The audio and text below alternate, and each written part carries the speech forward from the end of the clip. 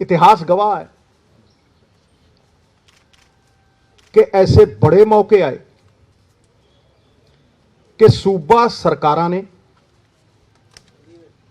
Centre नूं centre दे आदेशां नूं नकारिया सिरे तो, चाहे वो अपनी डेमोक्रेटिक ताकत जिहड़ी लोकां ने उन्हां नूं दित्ती है वो वरत के, चाहे उन्हां दे चुने नुमाइंदियां ने लोकां दी ताकत वरत के, चाहे जिहड़ी विधान ने सूबा सरकारां नूं ताकत दित्ती है वो वरत के सिरे तो सेंटर दीआं हदायतां नूं लागू नहीं होण दित्ता। चाहे कावेरी रिवर वाटर इशूज़ होवे, चाहे SYL का मुद्दा होवे, स्टेट खड़े रहे ने और खड़ के आवाज़ बुलंद की है और कहा कि असी नहीं मानते और सिरे तो नकारते हैं और अपनी सरजमीन ते ये लागू नहीं होने देंगे। CANRC ये कानून भी सेंटर ने बड़ा रीसेंटली पास करके लागू करने की कोशिश की, पर कई सूबे ने सीधा सीधा नकारिया और लागू नहीं होने दिता। साडे कोल बहुत वड्डे ग्राउंड ने, नॉट ओनली टू डिफाई, सिर्फ डिफाई नहीं करना बट टू डिनाई, बहुत वड्डे ग्राउंड ने। यह पहला भी होया और हुण भी होना चाहिए, क्योंकि जिहड़े कानून ने ये अनकॉन्स्टिट्यूशनल ने, एक इलीगल ने, दो ये सूबियां दे कानून बनाउण दे अधिकार दे उत्ते एक बहुत वड्डा अटैक है। ये साडे पुरखियां दे दिते फैडरल स्ट्रक्चर दे उत्ते बहुत वड्डा अटैक है। ये ठीक है कि अज पंजाब ने और राजस्थान ने अमेंडमेंट करके इन्हां कानूनों का पुरजोर विरोध किया, होना चाहिए सी, शलाघायोग है। लेकिन सानू पंजाब दे 3 करोड़ लोगों ने जिहड़ी डेमोक्रेटिक पावर दिती है, उन्हां दियां एस्पिरेशनस नू मीट करने वास्ते कुछ होर मजबूत ठोस कदम चुकण की जरूरत है।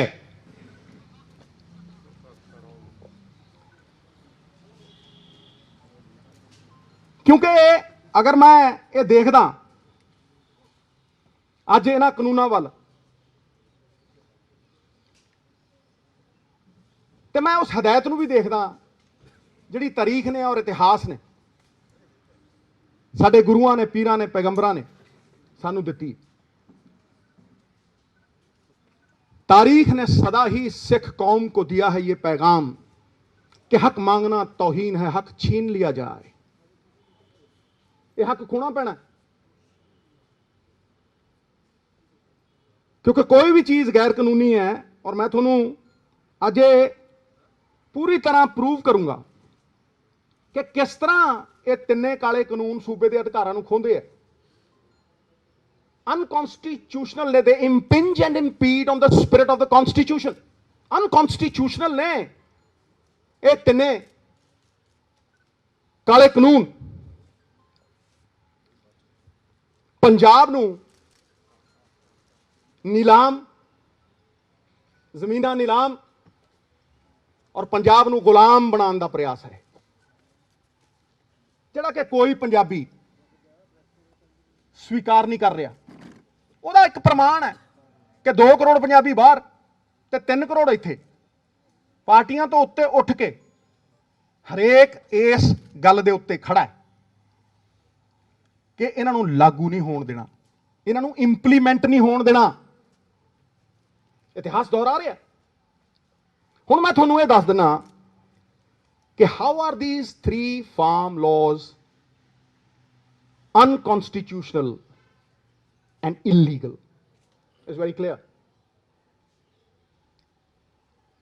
ਸਭ ਤੋਂ ਪਹਿਲੀ ਚੀਜ਼ ਕਿ ਇਹਨਾਂ ਫਾਰਮ ਲਾਜ਼ ਦਾ ਜਿਹੜਾ ਮੇਨ ਸਬਜੈਕਟ ਹੈ ਉਹ ਐਗਰੀਕਲਚਰ ਤੇ market. 7th schedule of the constitution clearly says this lies in the domain of the state governments. ਇਹ ਸਟੇਟਾਂ ਦਾ ਅਧਿਕ੍ਰਿਤ ਏਰੀਆ ਹੈ। 7th schedule constitution ਦੀ ਬੜੀ ਕਲੀਅਰਲੀ ਕਹਿੰਦੀ ਹੈ। ਹੁਣ ਇਹ ਇੱਕ ਸੈਂਟਰ ਵਾਲੇ ਜਿਹੜੇ ਨੇ ਇੱਕ ਸ਼ਬਦਾਂ ਦਾ ਜਾਲ ਬੁਣ ਕੇ, ਅਫਸਰਾਂ ਦੁਆਰਾ ਬਣਾਇਆ ਹੋਇਆ ਇੱਕ ਸ਼ਬਦਾਂ ਦਾ ਜਾਲ ਬੁਣ ਕੇ ਇਹ ਕਹਿਣਾ ਚਾਹੁੰਦੇ ਆ ਵੀ ਅਸੀਂ ਤੇ ਕੌਨਕਰੈਂਟ ਲਿਸਟ ਦੇ ਉੱਤੇ ਕਾਨੂੰਨ ਬਣਾਏ, ਉਹ 'ਚ ਟ੍ਰੇਡ ਏਰੀਆ ਪਾਤਾ। ਇਹ ਕਹਿਣ ਦੀ ਕੋਸ਼ਿਸ਼ ਕੀਤੀ ਹੈ ਵੀ ਟ੍ਰੇਡ ਐਂਡ ਕਾਮਰਸ ਦੇ ਅਧੀਨ ਆਉਂਦੇ ਆ, ਜਿੱਥੇ ਕਿ ਬੜਾ ਕਲੀਅਰ ਹੈ, ਐਬਸੋਲੂਟਲੀ ਕਲੀਅਰ ਹੈ ਕਿ centre of the authority food items ਦੇ ਉੱਤੇ ਯੂਜ਼ ਕਰਕੇ ਸਾਡੀ ਐਗਰੀਕਲਚਰ ਪ੍ਰੋਡਿਊਸ ਵੀ ਹਥਿਆਉਣਾ ਚਾਹੁੰਦਾ। ਫੂਡ ਆਈਟਮਸ ਔਰ ਐਗਰੀਕਲਚਰ ਪ੍ਰੋਡਿਊਸ ਇਹ ਦੋ ਬਿਲਕੁਲ ਅੱਡ ਐਂਟੀਟੀਜ਼ ਨੇ, ਦੇ ਆਰ ਸੈਪਰੇਟ ਐਂਟੀਟੀਜ਼। ਕਣਕ ਐਗਰੀਕਲਚਰ ਪ੍ਰੋਡਿਊਸ ਹੈ, मैदा फूड आइटम है, बहुत ही डिस्टिंक्ट फर्क है। सरों एग्रीकल्चर प्रोड्यूस है, सरों का तेल फूड आइटम है। ये डीमार्केट करने वाली गल्लां ने जिन्हां दी आड़ दे विच शब्द जाल बुन के ये जंजीरां च जकड़ रहे सन। जंजीरां चाहे सोने दियां होण, चाहे लोहे दियां होण, चाहे कानूनां दियां होण, ਇਹ ਬੰਦੇ ਨੂੰ ਗੁਲਾਮ ਬਣਾਉਂਦੀਆਂ ਨੇ, ਸੂਬਿਆਂ ਨੂੰ ਗੁਲਾਮ ਬਣਾਉਂਦੀਆਂ ਨੇ, ਫੈਡਰਲ ਸਟਰਕਚਰ ਨੂੰ ਖਤਮ ਕਰਦੀਆਂ ਨੇ। ਟੁੱਟ ਜਾਵਣਗੀਆਂ ਜੰਜੀਰਾਂ, ਤਾਲੇ ਖੁੱਲ ਜਾਣਗੇ। ਜਿਹੜੇ ਪੰਜਾਬ ਦੀ ਆਜ਼ਾਦੀ ਨਾਲ ਟਕਰਾਉਣਗੇ ਕੱਖਾਂ ਵਾਂਗ ਰੁੜ ਜਾਣਗੇ। ਪਹਿਲਾਂ ਨਹੀਂ ਕਦੇ ਜੰਗ ਹਾਰੀ ਫਾਰਮਰਾਂ ਨੇ, ਹੁਣ ਵੀ ਨਹੀਂ ਹਾਰ। ਅੱਗੇ ਚੱਲਦੇ ਆਪਾਂ। ਮੈਂ ਤੁਹਾਨੂੰ ਉਦਾਹਰਣ ਦਿੰਦਾ, ਐਗਜ਼ਾਮਪਲ ਦਿੰਦਾ। Farmers produce trade and commerce promotion facilitation act द्वारा कि यह कानून किस तरह कंप्लीटली इलीगल है। सेंटर की सरकार नूं कोई अधिकार नहीं स्टेट की जिहड़ी इंट्रा स्टेट प्रोड्यूस हुंदी है उहदी सेल परचेज दे उत्ते सैस लाउण दी, लैवी लाउण दी, किसी भी तरीके का फी लाउण दी। Section 6 of the act encroaches on the state's right to charge market fee, cess, levy in its territory, which again is in the competence of the states. ये स्टेटां दे अधिकार ने। ये पिछले दरवाजे तो एंट्रियां करते हैं शब्द जाल बुन के। ਤੁਸੀਂ ਕੌਨਕਰੈਂਟ ਲਿਸਟ ਦੀ ਵੀ ਜੇ 33 ਦੇਖੋਗੇ, ਐਂਟਰੀ 33, ਉਹ ਇਹਨਾਂ ਨੂੰ ਸਿਰਫ ਟ੍ਰੇਡ ਐਂਡ ਕਾਮਰਸ ਦੇ ਅਧੀਨ ਕਾਨੂੰਨ ਬਣਾਉਣ ਦਾ ਅਧਿਕਾਰ ਦਿੰਦੀ ਹੈ, ਪਰ ਕਿਸੇ ਸਟੇਟ ਦੇ ਐਗਰੀਕਲਚਰ ਪ੍ਰੋਡਿਊਸ ਸੇਲ ਪਰਚੇਸ ਦੇ ਉੱਤੇ ਸੈਸ ਲੈਵੀ ਲਾਉਣ ਤੋਂ ਬਾਹਰ ਕਰਦੀ ਹੈ। ਜਿਹੜੀ ਐਂਟਰੀ 28 ਹੈ ਕਨਸਟੀਟਿਊਸ਼ਨ ਦੀ, ਉਹਦੇ 'ਚ वर्ड आउंदा markets and fairs. Markets and fairs एक क्लीयरली डोमेन है स्टेटां दी। एक ट्रेड एरिया वर्ड यूज करता जी सेंटर सरकार ने, ट्रेड एरिया। अज तक प्रूव नहीं कर सके भी कॉन्स्टिट्यूशन दे विच ट्रेड एरिया नाम का कोई शब्द है। तो यह भी समझा देन भी मार्केट ते ट्रेड एरिया फर्क किवें है। कोई फर्क नहीं। Entry 28 markets and fairs are domain of the state to legislate. ਇਸ ਕਰਕੇ ਇਹ ਕਾਨੂੰਨ ਬਣਾਉਣ ਦੇ ਅਧਿਕਾਰ ਜਿਹੜੇ ਸਟੇਟ ਦੇ ਨੇ, ਸਾਡੇ ਪੰਜਾਬ ਸਟੇਟ ਦੇ ਨੇ, ਹੋਰ ਸਟੇਟਾਂ ਦੇ ਨੇ, ਇਹ ਉਹ ਖੋ ਰਹੇ ਨੇ ਸਾਡੇ ਤੋਂ। Just by employing different terminology, center cannot override and render null and void entries of the 7th schedule, which empower the states to legislate on agriculture produce and markets. ਇਸ ਕਰਕੇ ਸਾਡੇ ਕੋਲ ਇਨਫ ਗਰਾਊਂਡ ਹੈ, enough ground to say ਕਿ ਅਸੀਂ ਸਿਰੇ ਤੋਂ ਨਿਕਾਰਦੇ ਇਹਨਾਂ ਨੂੰ, ਲਾਗੂ ਨਹੀਂ ਹੋਣ ਦਿੰਦੇ। ਠੀਕ ਹੈ, ਅਸੀਂ ਕਨਸਟੀਟਿਊਸ਼ਨਲ ਹੈਡਸ ਕੋਲ ਅਮੈਂਡਮੈਂਟ ਭੇਜੀ ਹੈ, ਗਵਰਨਰ ਪੰਜਾਬ, ਉਹਨਾਂ ਦੇ ਰਾਹੀਂ ਪ੍ਰੈਜ਼ੀਡੈਂਟ ਆਫ ਇੰਡੀਆ। ਪਰ ਤੁਸੀਂ ਮੈਨੂੰ ਦੱਸੋ ਉਹ ਕਰਨ ਜਾਂ ਨਾ ਕਰਨ, ਆਪਦਾ ਮੁਕੱਦਰ ਉਹਨਾਂ ਦੇ ਹੱਥ ਹੈ। ਤੇ ਤਾਂ ਹੀ ਲਾਗੂ ਹੁੰਦੀਆਂ ਨੇ ਅਮੈਂਡਮੈਂਟਸ ਜੇ ਸੈਂਟਰ ਇਹ ਕਾਨੂੰਨਾਂ ਨੂੰ ਵਿਡਰਾਅ ਕਰ ਦੇ ਜਾਂ ਪ੍ਰੈਜ਼ੀਡੈਂਟ ਐਕਸੈਪਟ ਕਰ ਲੇ। ਹੁਣੇ ਤੇ ਉਹਨਾਂ ਦਾ ਪ੍ਰੈਰੋਗੇਟਿਵ ਹੈ ਨਾ, ਉਹ ਕਰਨ ਜਾਂ ਨਾ ਕਰਨ। And maybe is not a good situation to be in this situation, ਜਿੱਥੇ ਸਾਡੇ ਸ਼ੇਰਾਂ ਵਰਗੇ ਪੰਜਾਬੀ ਸ਼ਹਾਦਤਾਂ ਦੇ ਰਹੇ ਨੇ और सड़कों के उत्ते ने, जिनके मत से बनती हैं सरकारें, वो दर दर भटक रहे सड़कों पे बेचारे। गलत है। और सानू इन्हां ग्राउंड्स के उत्ते उच्ची सुच्ची आवाज दे नाल नकार देना चाहिए और कह देना चाहिए कि असी अपना डेमोक्रेटिक राइट जिहड़ा सानू लोकां ने दिता है इलैक्शन जिता के, विधानिक हक, उन्होंने इस्तेमाल करके इनू अगे ले जाके नकारदे हां, सिरे तो नकारदे हां।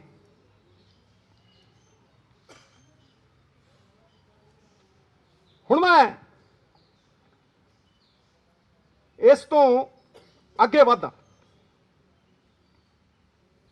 After defiance and denial of these unconstitutional laws, मैं कहना कि बड़े लोग ये कही जाते हैं जी कि the game is over, centre ने तो पास करते। the game is not over, we can be game changers if we rise above blame game। असी गेम चेंजर बन सकते हैं। सानू किसी ने नहीं रोकया अपनी डेमोक्रेटिक पावर टू लेजिस्लेट करन तो, किसी ने नहीं रोकया। असी अपने कानून खेतर दे विच लॉ बना सकते हैं और किसानां दे मुकद्दर नूं पूरी तरह बदल सकते हैं। वक्त की जरूरत है और सानू वो डेमोक्रेटिक जिहड़ा राइट है उन्होंने एक्सरसाइज करना चाहिए, अपना मुकद्दर अपने हाथ च लेना चाहिए। किस तरह? मेरी मांग है कि असी अपने कानून बनाइए जिहदा सेंटर ना कोई लेना देना नहीं, जिहदा सेंटर ना कोई सरोकार नहीं। मैं पहले कानून की गल करदा जिहड़ा साडे अख्तियार दे विच है, which is in our domain completely. Expansion of MSP and procurement. असी सिर्फ कणक और झोने दे प्रोक्योरमेंट चों निकलीए, किस तरह किसान नूं होर फसलों के उत्ते MSP दईए ताकि असी डाइवर्सिफिकेशन कर सकीए। क्योंकि तुसी अगर झोना देखो, झोना लाउणा किसान की मजबूरी है, वो चाह के भी नहीं निकल सकता क्योंकि MSP मिलती ही झोने ते कणक ते है। लिख देंदे आ मक्की, लिख देंदे आ गन्ना, लिख देंदे आ सारा कुछ, लिखते हैं 1600, मिलती 700 नहीं, 600 च भी चुकी नहीं गई। इस करके ਉਹਦੀ मजबूरी है। लेकिन ਉਹਦੀ मजबूरी ਦੇ ਨਾਲ एक होर गल है कि असी अपनी सस्टेनेबल लिमिट तो किते ज़्यादा पानी, पंजाब का पानी करजे ले लै ट्यूबवेल ला ला, पंपियां चला चला, सस्टेनेबल लिमिट तो किते वध पानी कढ रहे हैं असीं। और मैं कदों दा दोहरा रहा है कि 1 किलो झोना लाना होवे ते 5000 लीटर पानी लगता। तुसीं हिसाब ला लो कि जिन्ना SYL तो नुकसान होना सी, उहदे नालों किते वध करदे आ हर साल। पानी एक्सपोर्ट करते हैं असीं झोने दे नाल, खाने तो सिर्फ 8%। फिर कह जी सल्यूशन, मैं 6 महीनों तो ही गल करदा, 6 महीनों तो मैं इस डाइवर्सिफिकेशन की गल करदा, पानी बचाउण की गल करदा, ते कहना हमेशा भी अगर मान लो तो हार है, और अगर बदलने की ठान लो तो जीत है। ये पक्की जित है। और मैं तुहानूं दसदा किवें। पहला तो मैं बड़ा क्लीयर हाँ, अज दे दिन अगर असीं लैजिसलेट करिए तो असीं दालां ते ऑयल सीड्स दे उत्ते MSP दे सकदे। क्लीयर, सीधा। नाले डाइवर्सिफिकेशन होऊ, नाले पानी बचू, नाले किसान नूं झोने ते कणक तो इलावा कुछ उगाउण दा विकल्प मिलू। किदां? ਉਹ महाराज मार्कफेड ते पंसप तो अगर तुसी प्रोक्योर कराओ, मार्कफेड ते पंसप तो, और तुसी दालां दे वास्ते, ऑयल सीड्स दे वास्ते तुसी कितना पैसा बाहरों इंपोर्ट करने लई खर्च रहे हो? तुसी जिन्ने पैसे दियां दालां आटा दाल स्कीम वास्ते भी बाहरों मंगाने हो, वो पैसा साइड ते रख लो, ऐ रख लो साइड ते कहो ये तो MSP दिया, उस दिन शुरू हो जू। आ नाल दे तुसी सूबे नूं देख लो, हरियाणा तिलां नूं प्रोक्योर करदा है, तेल बना के बेचदा। जिन्ना मर्जी कर लो, पंजाब ने तो सिखाया दुनिया नूं, पंजाब ते अज भी टॉर्च बीरर है, हर थां ते जुल्म ते लड़दा, जदों सब तो अगे लड़दा अलख जगाउंदा। ते ये ते सिखाई असीं है, ऋग्वेद के टाइम की खेती असीं सिखाई है। या टॉर्च बेरर्स बाबे नानक का किता सी, उन्हें सिखाया सानू, अपना हथी अपना आपे ही काज संवारी। मैं उदों ही सिखा तो मैं ये पहली गल ये कर रहा। वी कैन बिगिन विद मां, मसूर ते तिल ते सरों इसे साल तो।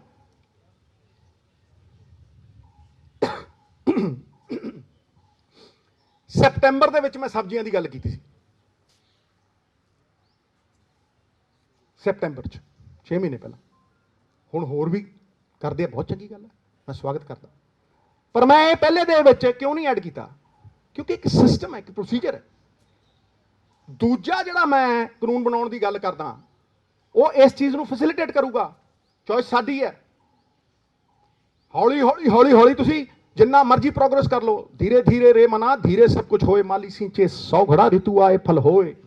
क्यों कहना कि फार्मरां नूं तुसीं होल्डिंग कैपेसिटी दिओ, give them holding capacity through storage infrastructure. 5-5 पिंडां दे विच एक कोल्ड स्टोरेज बनाओ, किन्ना क पैसा लगदा भाई? है किन्ना क पैसा लगदा? क्योंकि जिद्दन तुसीं उहनूं ये स्टोरेज की कैपेसिटी दोगे, होल्डिंग कैपेसिटी दोगे, वो बारगेनिंग कैपेसिटी आपे आ जी। वो खड़ा होकर कहूगा ट्रेडर नूं भी आ भाई इन्ने दा दूं। पेरिशेबल कमोडिटीज ने ये, वो को स्टोरेज कैपेसिटी नहीं है, दवे सरकार है, क्यों नहीं दे सकती? तो फिर तुसीं जे तुसीं अनाज वास्ते वेयर हाउस पूरे प्रॉपर, दालां मैं क्यों कहा? क्योंकि साढ़े को वेयर हाउस है ने, जिवें कणक स्टोर करते हैं उदा असीं दालां स्टोर कर सकते हैं। पर जे तुसीं सब्जियां स्टोर करनियां ने, तुहानूं कोल्ड स्टोरेज चाहिए। जदों मैं ਅੰਮ੍ਰਿਤਸਰ ਦਾ MP ਹੁੰਦਾ ਸੀਗਾ ਤੇ ਰੌਲਾ ਪਾ ਪਾ ਕੇ ਉਦੋਂ ਫਲਾਈਟਾਂ ਸ਼ੁਰੂ ਕਰਾਈਆਂ ਸੀਗੀਆਂ ਤੇ ਇੱਥੋਂ ਬਰਮਿੰਗਮ ਤੇ ਟੋਰਾਂਟੋ ਜਾਂਦੀਆਂ ਹੁੰਦੀਆਂ ਸਬਜ਼ੀਆਂ 10-10 ਗੁਣਾ ਵਿਕਦੀਆਂ ਹੁੰਦੀਆਂ ਸੀਗੀਆਂ। ਹੁਣ ਖਾਂਦੇ ਆ ਉਹ ਬਰਸਲ ਸਪਰਾਊਟ। ਕਿਉਂ ਖਾਣ ਬਈ? ਸਾਡੀ ਗੋਭੀ ਕਿਉਂ ਨਾ ਖਾਣ, ਸਾਡੀਆਂ ਸਬਜ਼ੀਆਂ ਕਿਉਂ ਨਾ ਖਾਣ? ਪਰ ਉਹ ਤਾਂ ਹੀ ਹੈ ਕਿ ਜੇ ਤੁਸੀਂ ਉਹਨਾਂ ਨੂੰ ਅਲਾਉ ਕਰੋਗੇ, ਤੁਸੀਂ ਉਹਨਾਂ ਨੂੰ ਫੈਸਿਲਿਟੇਟ ਕਰੋਗੇ। ਕਿਸਾਨ ਤੇ ਆਰਗੈਨਿਕ ਖੇਤੀ ਵੀ ਕਰਨਾ ਚਾਹੁੰਦਾ, ਕੋਈ ਬਾਂਹ ਤੇ ਫੜੇ, ਬਾਂਹ ਫੜੇ। मैं तो जरिए दसदा नाल ਕਿਸੇ ਵੀ ਇਹ ਅੰਬਾਨੀ ਅਡਾਨੀ ਦੀ ਤਾਕਤ ਕੀ ਹੈ ਜਰਾ ਸੋਚੋ। ਉਹਦੀ ਤਾਕਤ ਇਹੀ ਹੈ ਵੀ ਉਹ ਪੋਲਾ ਜਿਹਾ ਲੈਂਦਾ ਮਾਲ, ਹੁਣ ਤੇ ਉਹਨੂੰ ਲਾਇਸੈਂਸ ਦੇਤਾ ਵੀ ਭਾਈ ਤੂੰ 50 ਗੁਣਾ ਵੇਚ ਤੇ 100 ਗੁਣਾ ਵੇਚ, ਉਹ ਰੱਖ ਲੈਂਦਾ ਕਿ ਨਹੀਂ ਰੱਖਦਾ। ਫਿਰ ਉਹ ਜੋ ਜੀ ਕਰਦਾ ਮਨਮਾਨੀ ਕਰਦਾ। ਤੇ ਭਾਈ ਸਰਕਾਰ ਬਾਂਹ ਕਿਉਂ ਨਾ ਫੜੇ ਕਿਸਾਨ ਦੀ, ਫਿਰ ਉਹ ਕਿਉਂ ਸੜਕ ਤੇ ਜਾਊ। ਤੀਜੀ ਗੱਲ ਜਿਹੜੀ ਮੈਂ ਕਹਿ ਰਿਹਾ, ਔਰ ਇਹਦੇ ਵਿੱਚ ਹੀ ਸਾਰਾ ਕੁਝ ਆਊ, ਉਹ ਹੈਗੀ ਕੋਆਪਰੇਟਿਵ। ਸਾਨੂੰ ਆਪਣਾ ਕੋਆਪਰੇਟਿਵ ਦਾ ਕਾਨੂੰਨ ਅਮੈਂਡ ਕਰਨਾ ਪੈਣਾ। ਵੇਖੋ ਕੋਆਪਰੇਟਿਵ ਨੂੰ ਰਜਿਸਟਰ ਕਦੋਂ ਕਰਨਾ, ਉਹਨੂੰ ਚਲਾਉਣਾ ਕਿਵੇਂ, ਉਹਦੀ ਮੈਨੇਜਮੈਂਟ ਇਹ ਕਿਸਾਨ ਦੇ ਹੱਥ 'ਚ ਹੋਣੀ ਚਾਹੀਦੀ ਹੈ, ਅੱਜ ਅਫਸਰਾਂ ਦੇ ਹੱਥ 'ਚ। ਹੁਣ ਉਹੀ ਤੁਸੀਂ ਘੁੰਡੀਆਂ ਜੀਆਂ ਪਵਾ ਲਓ ਅਫਸਰ ਤੋਂ ਕਿਸੇ ਤੋਂ ਤੇ ਕਹੋ ਜੀ ਅਸੀਂ ਕਿਸਾਨ ਲਈ ਕੋਆਪਰੇਟਿਵ ਬਣਾਤੇ, ਤਾਂ ਗਲਤ ਹੈ। ਤੁਹਾਨੂੰ ਕੋਈ ਮਿਹਨਤ ਕਰਨ ਦੀ ਲੋੜ ਨਹੀਂ, ਕੋਈ ਇਹੋ ਜਿਹਾ ਕਾਨੂੰਨ ਬਣਾਉਣ ਦੀ ਲੋੜ ਨਹੀਂ। ਮੈਂ ਤੁਹਾਨੂੰ ਕਹਿ ਰਿਹਾ ਕਿ ਪਲੈਨਿੰਗ ਕਮਿਸ਼ਨ ਨੇ ਕੋਆਪਰੇਟਿਵ ਐਕਟ 1991 ਬਣਾਇਆ ਹੋਇਆ, ਕੁਛ ਕਰਨ ਦੀ ਲੋੜ ਨਹੀਂ। ਉਹ ਅਧਿਕ੍ਰਿਤ ਕਰਦਾ ਹੈ, ਅਧਿਕਾਰ ਦਿੰਦਾ ਉਹ ਕਿਸਾਨ ਨੂੰ ਵੀ ਉਹ ਆਪ ਰਜਿਸਟ੍ਰੇਸ਼ਨ ਕਰਾਏ। ਹੁਣ ਤੇ ਉਹ ਗੁਲਾਮ ਹੈ ਰਜਿਸਟਰਡ ਕੋਆਪਰੇਟਿਵ ਸੁਸਾਇਟੀ ਦਾ, ਜਦ ਜੀ ਕਰੇ ਕੱਟ ਦੇ, ਜਦ ਜੀ ਕਰੇ ਬਣਾ ਦੇ। ਇਹ ਬਣਾਓ ਨਾ। ਵੀ ਹੈਵ ਟੂ ਸੀ ਕਿ ਅਸੀਂ ਫਾਰਮੈਲਿਟੀ ਕਰਨੀ ਹੈ ਕਿ ਗਰਾਊਂਡ ਰਿਐਲਿਟੀ, ਇਹ ਪਤਾ ਲੱਗੇ ਨਾ ਕਿਸਾਨ ਨੂੰ। ਜਿੱਦਣ ਤੁਸੀਂ ਇਹ ਅਧਿਕਾਰ ਦਿਓਗੇ ਕਿ ਉਹ ਆਪਣੇ ਕੋਆਪਰੇਟਿਵ ਬਣਾ ਕੇ ਉਹਨਾਂ ਦੀ ਰਜਿਸਟ੍ਰੇਸ਼ਨ ਕਰ ਸਕਦਾ ਹੈ, ਉਹਨਾਂ ਦੀ ਮੈਨੇਜਮੈਂਟ ਕਰ ਸਕਦਾ, ਤੇ ਤੁਸੀਂ ਉਹਨੂੰ ਕਲੈਕਟਿਵ ਸਟਰੈਂਥ ਦਿਓਗੇ। ਇਕੱਠੇ ਹੋ ਕੇ ਸਾਰੇ ਕਿਸਾਨ ਉਸੇ ਦਿਨ ਪ੍ਰੋਡਿਊਸਰ ਤੋਂ ਇਹ ਤੈਅ ਕਰਨ ਲੱਗ ਜਾਣਗੇ ਵੀ ਅਸੀਂ ਕੀ ਕੀਮਤ ਲੈਣੀ ਹੈ ਇਕੱਠੇ ਹੋ ਕੇ ਉਸੇ ਦਿਨ। ਮੈਨੂੰ ਇੱਕ ਬੰਦਾ ਦੱਸ ਦਿਓ ਇਸ ਧਰਤੀ ਦੇ ਉੱਤੇ ਜਿਹੜਾ ਆਪਦੀ ਚੀਜ਼ ਦੀ ਪ੍ਰਾਈਸ ਆਪ ਨਾ ਤੈਅ ਕਰਦਾ ਹੋਵੇ। ਮੈਨੂੰ ਇੱਕ ਬੰਦਾ ਦੱਸ ਦਿਓ। ਤੁਸੀਂ ਜਾਓ ਦੁਕਾਨ ਦੇ ਉੱਤੇ, ਟੁੱਥਪੇਸਟ ਦੀ ਪ੍ਰਾਈਸ ਇੰਨੀ ਹੈ ਜੀ, ਇਹਦੇ ਤੇ ਇੰਨਾ ਟੈਕਸ ਹੈ, ਲੈਣੀ ਹੈ ਲਾਓ, ਨਹੀਂ ਜਾਓ। ਤੇਲ ਤੇ ਇੰਨੀ ਹੈ, ਇੰਨਾ ਲੈਣਾ ਲਾਓ, ਨਹੀਂ ਜਾਓ। ਗੱਡੀ ਵੇਚਣੀ ਹੈ, ਇੰਨੇ ਦਊਂ, ਇੰਨੇ ਲੈਣੇ ਆ, ਦੇਣੇ ਆ ਦੇ, ਨਹੀਂ ਜਾ। ਸਵਾਏ ਕਿਸਾਨ ਦੇ। ਕਿਸਾਨ ਪਰਚੂਨ ਤੋਂ ਖਰੀਦਦਾ ਤੇ ਹੋਲਸੇਲ 'ਚ ਵੇਚਦਾ। ਹੀ is the only person who buys in retail and sells in wholesale. क्यों? क्योंकि ਉਹਦੇ ਕੋਲ ਪੈਰਿਸ਼ੇਬਲ ਕਮੋਡਿਟੀ ਹੈ, ਉਹ ਇੱਕ ਦਿਨ ਨਹੀਂ ਰੱਖ ਸਕਦਾ। ਉਹਨੂੰ ਕਿਹਾ ਜਾਂਦਾ ਦੇਣੀ ਹੈ ਦੇ, ਨਹੀਂ ਨਾ, ਉਹ ਕਿੱਦਾਂ ਰੱਖ ਲੂ। ਮੈਂ ਤੁਹਾਨੂੰ ਐਗਜ਼ਾਮਪਲ ਦਿੰਦਾ ਮਹਾਰਾਜ, ਇਹ ਸਾਰਿਆਂ ਨੂੰ ਇੱਕ ਇੱਕ ਬੰਦੇ ਨੂੰ ਸਮਝ ਆਊ। ਜਦੋਂ ਸੀਜ਼ਨ ਹੁੰਦਾ ਤੇ ਉਹ ਟਮਾਟਰ ਲੈ ਕੇ ਮਾਰਕੀਟ 'ਚ ਜਾਂਦਾ, ਉਹ ਟਮਾਟਰ 3 ਰੁਪਏ ਨੂੰ ਵਿਕਦਾ। ਉਹ ਕਹਿੰਦਾ ਯਾਰ 4 ਦੇ ਦੇ, 5 ਦੇ ਦੇ। ਉਹਨੂੰ ਪਤਾ ਹੈ ਵੀ ਅਗਲੇ ਦਿਨ ਗਲ ਜੂ ਟਮਾਟਰ, ਕੋਲਡ ਸਟੋਰੇਜ ਮੇਰੇ ਕੋਲ ਹੈ ਨਹੀਂ। ਉਹ ਟਮਾਟਰ ਉਹ ਤੋਂ 3 ਰੁਪਏ ਦਾ ਲਿੱਤਾ ਜਾਂਦਾ, ਉਸੇ ਦਿਨ ਪਰਚੂਨ ਤੇ 25 ਰੁਪਏ ਦਾ ਵਿਕਦਾ। ਤੇ ਜੇ ਮਹੀਨੇ ਇੱਕ ਬਾਅਦ ਜਾਂ ਡੇਢ ਬਾਅਦ ਜਾਂ 2 ਬਾਅਦ ਉਹਨੇ ਟਮਾਟਰ ਲੈਣਾ ਹੋਏ, ਉਹ ਪਰਚੂਨ ਦੀ ਦੁਕਾਨ ਤੋਂ 65 ਦਾ ਖਰੀਦਦਾ। ਆਪਦਾ ਹੀ 3 ਰੁਪਏ ਦਾ ਟਮਾਟਰ ਉਹ 65 ਦਾ ਖਰੀਦਦਾ। ਇਹਨੂੰ ਕੌਣ ਇਨਸਾਫ ਕਹੂ। ਫਿਰ ਕਿਉਂ ਨਾ ਉਹ ਇਹ ਕਹੂ ਵੀ ਮੇਰੀ ਮਿਹਨਤ ਕੋਈ ਹੋਰ ਖਾਈ ਜਾਂਦਾ ਹੈ। ਜੇ ਤੁਸੀਂ ਕੋਈ ਗੱਲ ਨਹੀਂ, ਆਪਣੇ ਤੇ ਨਹੀਂ ਕਰਦਾ, ਫਿਕਰ ਨਾ ਕਰ, ਆਪਾਂ ਚੰਗਾ ਕੰਮ ਕਰ ਰਹੇ ਕਿ ਗਿਰੀ ਨਹੀਂ ਸਕਦਾ। ਤੁਸੀਂ ਅਡਾਨੀ ਨੂੰ ਸਟੋਰੇਜ ਦਿੰਦੇ ਹੋ ਸੈਂਟਰ ਦੀ ਜ਼ਮੀਨ ਦੇ ਉੱਤੇ, ਮਿੱਤਰੋ, ਸੈਂਟਰ ਦੀ ਜ਼ਮੀਨ ਦੇ ਉੱਤੇ। ਆਖੇ ਕੀ ਕਿ ਜਦੋਂ FCI ਡਿਸਬੈਂਡ ਹੋ ਜੂਗੀ, ਕਰਜ਼ਾ ਉਹਦੇ ਤੇ ਆਪ ਚੜਾਇਆ, ਕਿ ਜਦੋਂ FCI ਖਤਮ ਹੋ ਜੂ, ਹਾਂਜੀ, ਤੇ FCI ਖਤਮ ਹੋਣ ਤੋਂ ਪਹਿਲਾਂ ਹੀ ਅਡਾਨੀ ਸਾਹਿਬ ਉਹਦੇ ਤੇ ਸਾਈਲੋ ਬਣਾ ਰਹੇ ਹੈ। ਉਹਨਾਂ ਦੀ ਜ਼ਮੀਨ 'ਚ ਉਹਨਾਂ ਦੀ ਬਣਾਈ ਫਿਰਦੇ ਆ।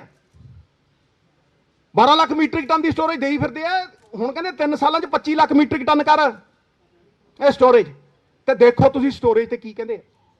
ਸਟੋਰੇਜ ਤੇ ਕਹਿੰਦੇ ਆ ਅਡਾਨੀ ਸਾਹਿਬ ਤੁਸੀਂ 5% ਸਟੋਰੇਜ ਕਰੋਗੇ, ਅਸੀਂ ਪੈਸੇ ਤੁਹਾਨੂੰ 100 ਦੇ ਦਿਆਂਗੇ। ਵਾਹ, ਮੈਕਸਿਮਮ ਸਪੋਰਟ ਪ੍ਰਾਈਸ ਦਿਆਂਗੇ।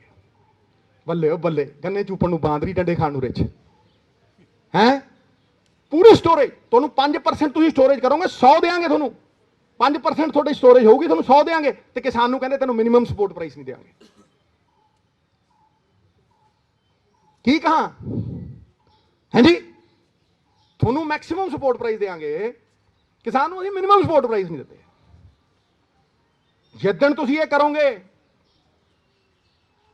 ਉਹ ਆਪਣੀ ਫਸਲ ਦਾ ਸਹੀ ਵਾਜਬ ਦਾਮ ਤੈਅ ਕਰਨ ਵਾਲਾ ਹੋ ਜਾਊਗਾ, ਪ੍ਰੋਡਿਊਸਰ ਦੇ ਨਾਲ ਉਹ ਬਾਰਗੇਨ ਕਰੂਗਾ ਵੀ ਹਾਂ ਅਸੀਂ ਇੰਨੇ ਤੇ ਦੇਾਂਗੇ ਜਿੱਦਣ ਤੁਸੀਂ ਇੱਕ ਕੋਆਪਰੇਟਿਵ ਬਣਾਤੇ।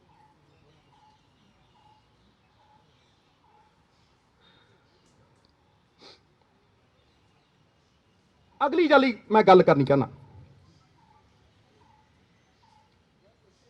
ਇਹ ਕਿਸਾਨ ਨੂੰ ਫੇਸ ਟੂ ਫੇਸ ਕੈਪੀਟਲਿਸਟ ਦੇ ਨਾਲ ਐਟ ਪਾਰ ਖੜਾ ਕਰ ਦੂ, ਐਟ ਪਾਰ। ਬੜੇ ਨੇ, ਤੁਸੀਂ ਉਹ ਮੁੱਲ ਵਾਲੇ ਦੇਖ ਲਓ, ਹੋਰ ਦੇਖ ਲਓ ਕਿੰਨੇ, ਦੇਖ ਲਓ ਆਪਣੇ ਵੇਰਕੇ ਦੇਖ ਲਓ, ਇੱਕ 2 ਏਕੜ ਵਾਲਾ 2 ਕਿਲੋ ਵਾਲਾ ਤੇ 100 ਕਿਲੋ ਵਾਲਾ ਸੇਮ ਹੈ, ਦੇਖ ਲਓ ਜਾ ਕੇ ਦੇਖ ਲਓ, ਤੁਹਾਨੂੰ you will see it yourself. ਇਹ ਕਲੈਕਟਿਵ ਸਟਰੈਂਥ, ਬਾਰਗੇਨਿੰਗ ਕੈਪੈਸਿਟੀ, ਇੱਕ ਪ੍ਰੋਡਿਊਸਰ ਨੂੰ ਉਹਦਾ ਹੱਕ ਸਾਨੂੰ ਦੇਣਾ ਪਊ।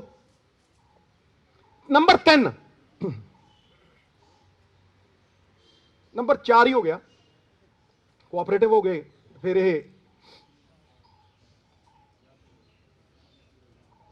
Number 4 agriculture labour.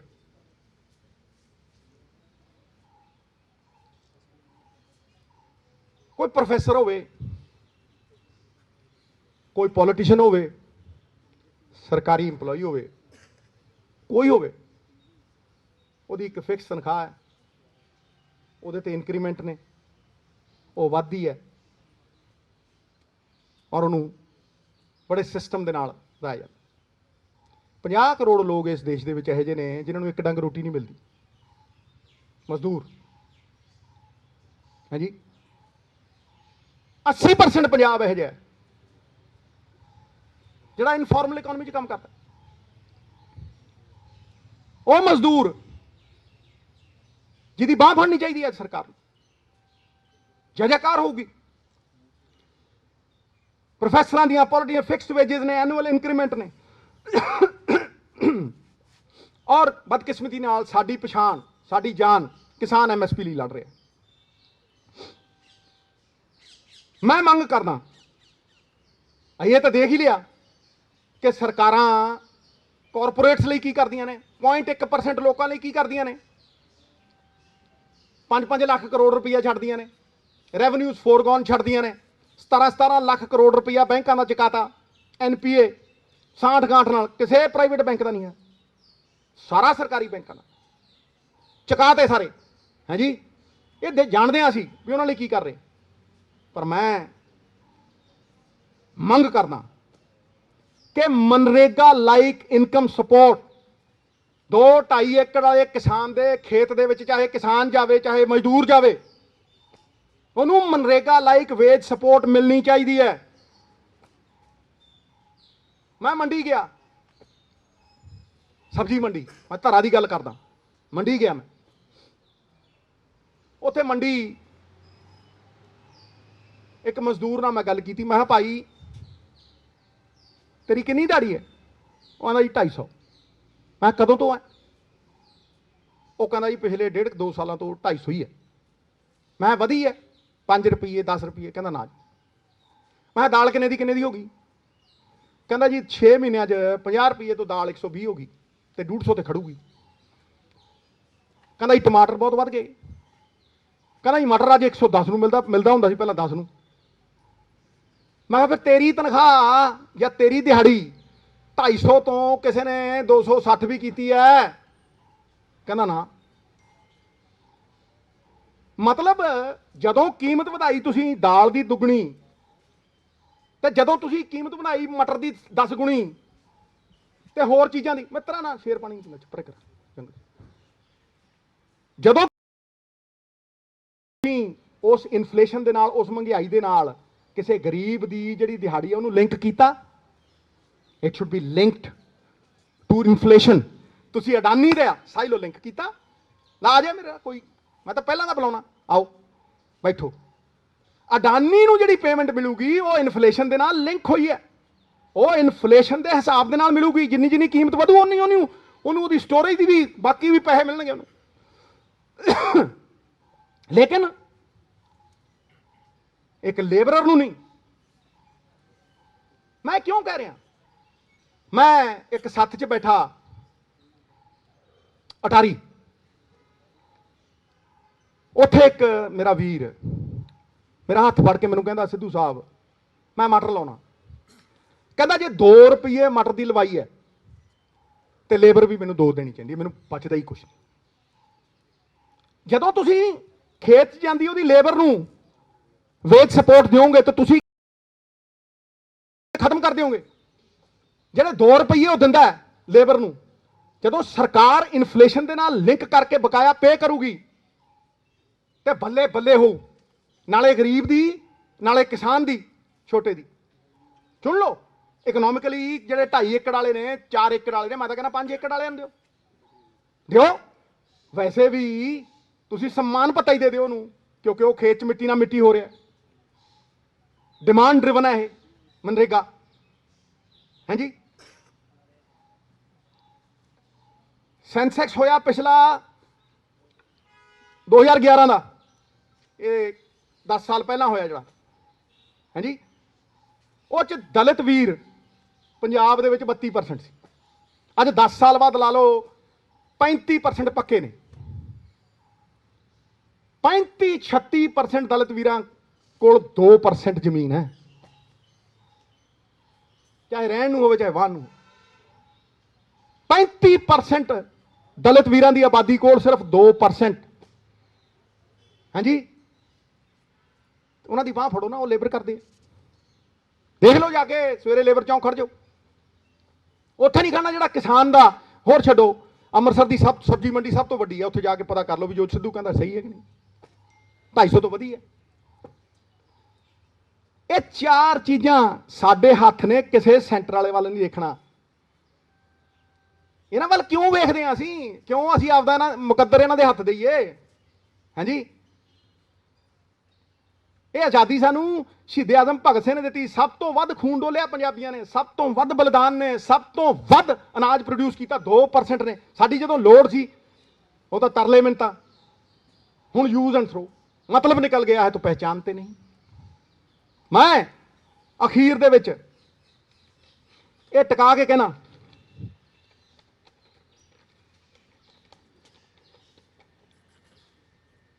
Number 2 point C capacity to bargain, मैं कह ही दिता सीगा तुहानूं, होल्डिंग कैपेसिटी। मैं एंड करदा, अपना प्रण करदा, हर पंजाबी करी बैठा कि प्रण करदे आ आज़ादी दी शाम नहीं होण देंगे। भगत सिंह, उधम सिंह, सराभा साहब वर्गे वीरां दियां समाधियां नूं बदनाम नहीं होण देंगे। जब तक तन विच गरम लहू दी एक बूंद भी बाकी है, पंजाब दी सरजमीन नूं नीलाम नहीं होण देंगे। ये प्रण है, मैं खड़ा, मैनूं कुछ नहीं चाहिए। ए मैं मंगा रखनी, शेरां दी कौम है पंजाबी।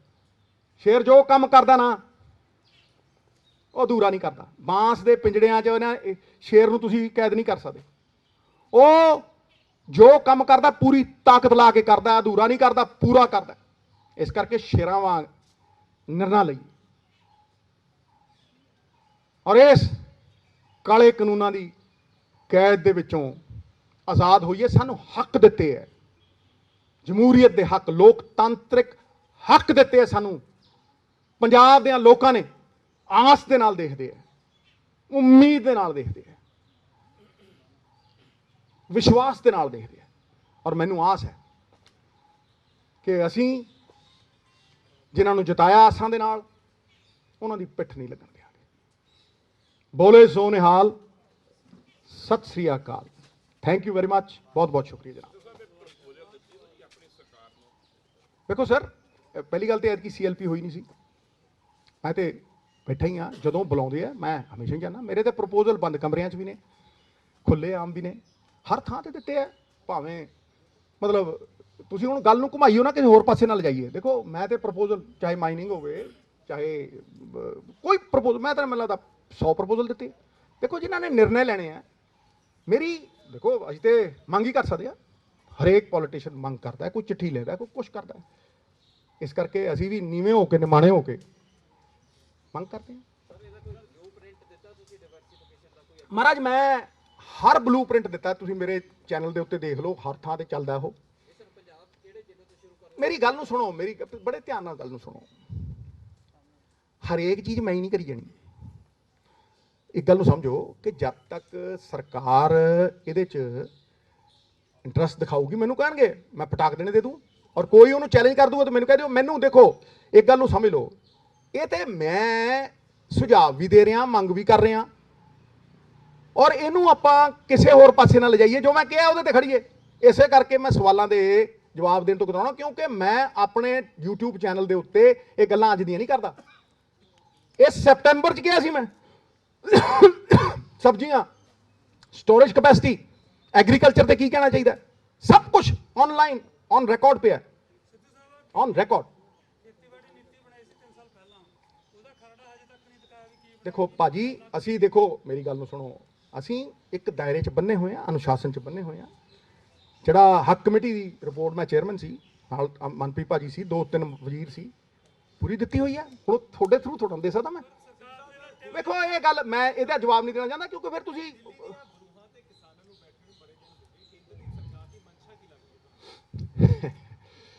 ਕੇਂਦਰ ਦੀ ਸਰਕਾਰ ਦੀ ਮਨਸ਼ਾ ਦੱਸੀ ਨਹੀਂ ਮਿੱਤਰਾ। ਇਹ ਮਤਲਬ ਕੀ ਕਰ ਰਹੇ ਹੈ? ਇਹ 90% ਲੋਕਾਂ ਨੂੰ ਮਾਰ ਕੇ ਕਿ ਲੜਾਈ, ਮੈਂ ਪਹਿਲੇ ਦਿਨ ਕਿਹਾ ਸੀ ਉੱਥੇ ਮਲੋਵਾਲ ਕਿਹਾ ਸੀਗਾ, ਇਹ ਲੜਾਈ ਕਿਤੇ ਇਕੱਲੇ ਕਿਸਾਨ ਦੀ ਹੈ? ਕਿਸਾਨ ਤੇ ਟਾਰਚ ਬੇਰਰ ਹੈ। ਇਹ ਲੜਾਈ ਤੇ ਸਾਰੇ ਹਿੰਦੁਸਤਾਨ ਦੀ ਹੈ। ਇਹਦੇ 0.1% ਲੋਕਾਂ ਨੂੰ ਤੁਸੀਂ ਦੇਖੋ, ਰਿਟੇਲ ਅੰਬਾਨੀ ਨੂੰ ਦੇਤੀ ਸਾਰੀ ਸਟੋਰੇਜ, ਵਾਧਿਓਂ ਲੈ ਕੇ ਐਂਡ ਤੱਕ ਸਾਰੀ ਦੀ ਸਾਰੀ ਸਟੋਰੇਜ, ਸਟੇਟਾਂ ਦੀ ਐਫਸੀ ਮਾਰਤੀ, ਸਾਰੇ ਸਰਕਾਰੀ ਅਦਾਰੇ ਮਾਰ ਕੇ ਦੇਈ ਜਾਂਦੇ ਕਰਦੇ ਰਿਹਾ। हाँ। जंग में बादशाह की जान को खतरा ना हो, उसे जंग नहीं राजनीति कहते हैं। जंग केड़ी है ते बादशाह बने। तू जानी जाना मित्र, तू सब जानना। Thank you very much, God bless all.